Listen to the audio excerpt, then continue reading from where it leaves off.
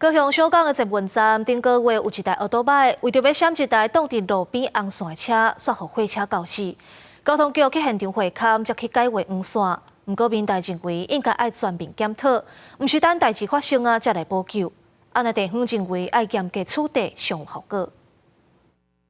这台机车出现伫小港捷运站，为着要闪停伫红线的汽车，无注意就互后壁大车交过，汽车销路不幸死亡。落尾交通局会勘，最近才伫遮取消机车的停车格，改换黄线，互民众临时停车。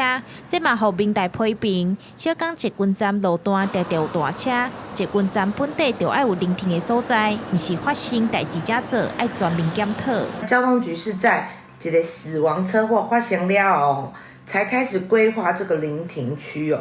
可见他们对于人民生活所需其实呢一点都没有掌握到。增加较侪黄线，互人停车，算互人停较内底啊，啊无停较外口，我都爱想来想去，较危险安尼。交通局表示讲，会勘了的结果是伫2号出口的路段，甲12架机车停车格改换做黄线，总长有10米。不过，行人路权促进会理事长认为，除了增设黄线，上要紧的办法就是爱严格处理。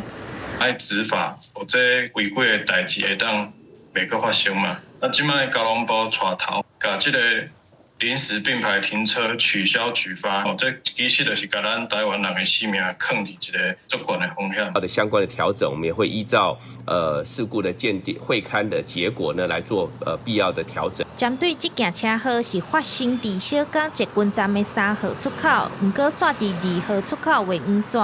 交通局回应，因为3号出口的车道停车空间无够，才改做2号出口。未来全面检视捷运站临停黄线的需求，避免憾事搁再发生。记者钟义辉、邱兆勇高雄报道。